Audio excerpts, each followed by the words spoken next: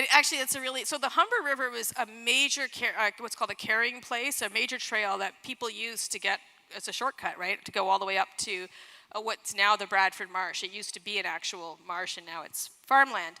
And so you see this also with this Saugeen. Their village site is actually close to the major portage across, but not like next to it. And I'm hypothesizing that that was just a deliberate choice because, you know, you don't actually want to be next to the 401, but you don't want to be, right, for your own community. That's my hypothesis, that was us. And also if you look at the different rivers in their mouths, right, I mean, the Credit River is a really beautiful river. It was an incredible salmon fishery. It had really nice valley. So, you know, people made intelligent and careful decisions to live well on the land.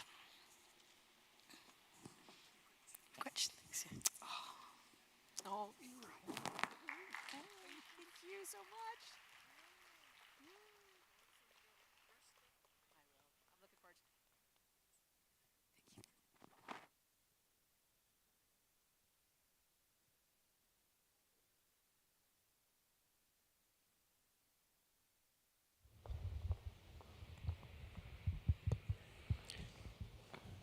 Okay, so next on the agenda, we have Councillor Jesse Herkimer, and he'll be talking on his next speech for the chief. Pardon me? Yeah, I'm just a couple of things to say. Hello, everybody. Thanks for coming out today. With all of our conversation today on our history and who we are and where we come from, I thought it was important that I speak a little bit of my pillar and what I do for work. So, and the economics of this. I don't need that, though. Thank you. So, good afternoon. My name is Jesse Herkimer. I'm a proud councillor of the Mississaugas of the Credit First Nation, and I am the Pillar 1 lead for economic development, job creation, and inclusive prosperity. I also sit on the board of directors for our business corporation, MCBC, Mississaugas of the Credit Business Corporation. As an Anishinaabe people, we know the land is more than a resource. We see the land as a gift from the Creator, not something to be owned or exploited, but rather a piece that needs respect, requires responsibility, and provides belonging. But that relationship was broken with European contact. Our lands were taken, our rights were ignored, the land was developed without us. Toronto has since become a global city of commerce. Hamilton has become an industrial hub, in Niagara an energy corridor. And we, the Mississaugas, were left with broken promises, diminished territory, and systematic exclusion from the very economy built on our traditional lands. Today, when we talk about economic development and inclusion, we're not just talking about jobs or revenue. We're talking about reclaiming our place as leaders and stewards and nation builders. Before settlers arrived, we had vibrant, sophisticated economic trade routes, spanning vast distances, carrying copper, rice, furs, sap, medicines, canoes. Our systems were built on balance, reciprocity, sustainability, and not exploitation. We fished, we hunted according to the seasons, we shared surplus with our communities. We governed ourselves through clans and laws that respected beings, human and non-human. There was no abject poverty in Anishinaabe culture. It was not here until it was imposed through colonization. We did not start from nothing. We are not rebuilding methods and systems that were deliberately diminished. For us, economic development is not about growth, it's about restoring and healing.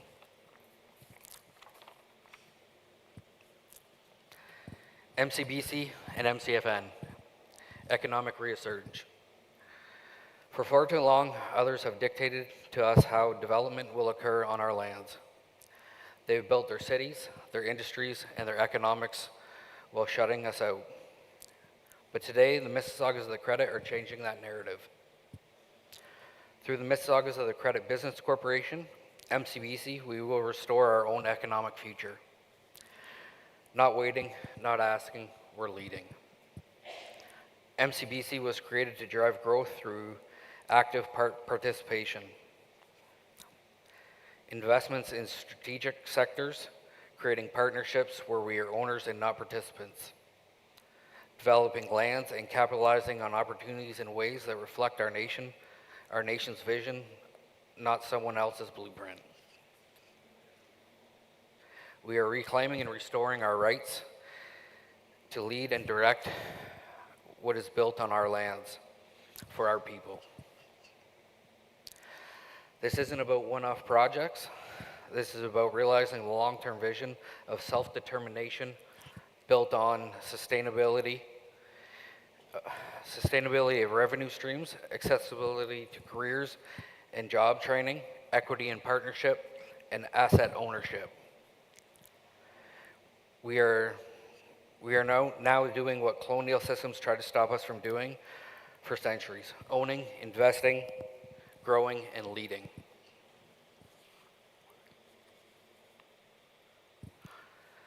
When we build through MCBC, we're not simply business deals. We are exercising jurisdiction, restoring balance, and rebuilding our nation's strength. We are not waiting for others to include us. We are actively building enterprises, genuine partnerships, and realizing opportunities. Colonialism is a legal framework, not a past history. The Indian Act is old, but its purpose is to control and suppress, and that remains unchanged. The jurisdictional, thank you so much. I'm so dry up here. Oh, that's better. I'm not a presenter, if you can't tell. It took me about 13 drafts to put this together, but it's from the heart. Colonialism is legal framework, not past history. Sorry, I just read that part. The jurisdictional barriers that were put into place to remove us from society have been proven to be contrary to the treaty and Canadians' constitution. Yet they still are effective. They still affect economic procedures, and we are still required to get federal approvals. We are simply denied access to capital that most take for granted. Reserve lands can't be used as collateral, cutting off financial options. Entrepreneurs are forced to be twice as creative or go without. Items as simple as a car loan or a fee-simple mortgage are nearly impossible for on-reserve entrepreneurs to obtain. To be clear, this isn't about economics, it's about control, and this is still happening. Being pigeonholed. When we do succeed, we're often often boxed into settler expectations. One of the most frustrating forms of repression is how we're pigeonholed, boxed into a narrow idea of Indigenous economic development, of what economic development should look like. We are pushed into safe sectors: casinos, gas stations, gift shops, arts and crafts, cigarette sales, and cultural related events. Meanwhile, major project proponents in technology, finance, construction, and energy sectors overlook or dismiss us. We have a place in every sector: energy, digital technology, urban planning, infrastructure, finance. There is only one future, and it includes us. Today, despite these barriers, the Mississaugas of the Credit are rising to the challenge. We are forging strategic partnerships across the energy, transportation, and development sectors. We are asserting our jurisdiction, demanding that our treaty and constitutional rights be recognized, and taking our place at the table. We aren't here for advisory roles. We are claiming ownership, governance, revenue creation, and solely focused on long-term well-being of our people and our communities. As Anishinaabe people, we don't want to participate, we want to lead. Restoring balance. If we want true reconciliation, we must hear from the original spirit of the treaties. True nation-to-nation relationships, not an act of subordination and an inconvenience. The path forward is full jurisdiction, legal and economical control over lands and projects, capital access, leading and financing systems that don't discriminate, revenue creation, real partnerships in energy, infrastructure, and resource development. True nation-to-nation relationships, power sharing, not tokenism. Economic development must be about rebuilding nations, not just about making money. Land, legacy, and justice. Economic development for the Mississaugas of the Credit is not about catching up, it's about returning to our rightful place. The repression is real, historical, and ongoing, but it does not divine us. We are not invisible, we are not a footnote, and we are here. As a counselor, as a treaty holder, as an Anishinaabe man, I will not stop fighting for what was promised. I will not stop fighting for what is real. I will not stop fighting for what this can be. Told you I might cry. Thank you.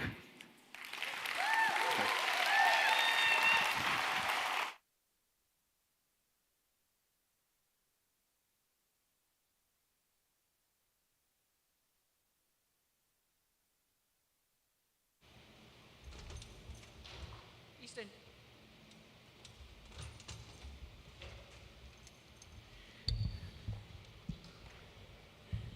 So right now, I'm just going to ask the two youth to come up to give their comments about what they heard today. Who wants to go first? Okay. Ani Deogisto Guilux, Indigenous Shekan Dodem, Deogisto Guilux, Ne Yungyats, Ganyak Kahaga, Anola, Niwagi Tolodo. Hi. In some of the presentations displayed today, it was some of like how our culture was lost and how some people don't know how to speak their native language or their native tongue. And I just wanted to take a moment to appreciate who taught me my language, and his name is James Shauna. He is a language teacher at LSK Elementary School, and he is an admirable man that we should truly look up to. Anyways.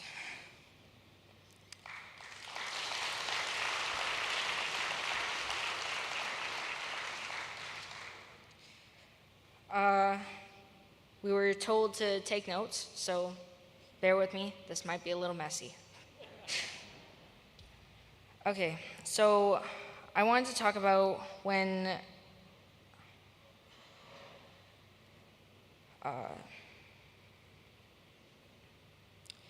Dan Secord was talking about how some indigenous tribes went to Europe.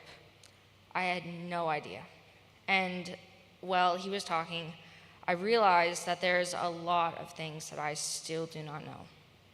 There's so much that I still have to learn about not only my heritage, but other indigenous communities' heritage.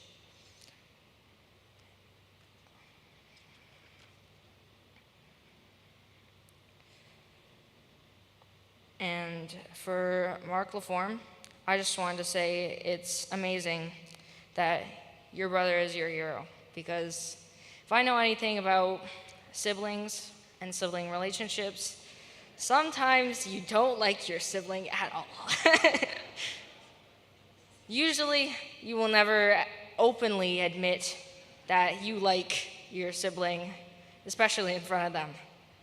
So I think that was awesome that he got to say that. Justice Harry Laforme, everything you said I could relate to, because it seems like you have a lot of knowledge and a lot of wisdom, and you actually put some thought into what you were saying. And I can see why your brother admires you so much. Let's see. And I wanted to add on what you were saying about your name. Mine, as I said in the beginning, is Deogisogwilux. It means she's making the stars twinkle, which was given to me by my mother, who is Mohawk. And in the creation story, as I was told, some spirits cannot see a person until their name is given.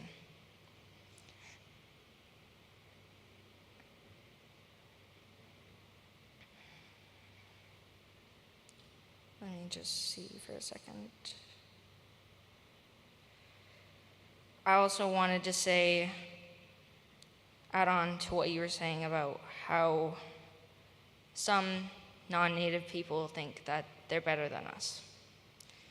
And it isn't just non-native people, it's everybody. It's almost like it's human nature. Like, when I was younger, the boys in our class thought they were way better than the girls. They always bragged about it, and I always wanted to prove them wrong. And they've learned from it, and they've came to respect us at least.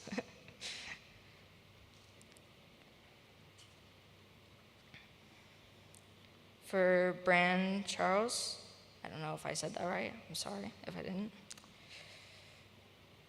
I didn't know what they were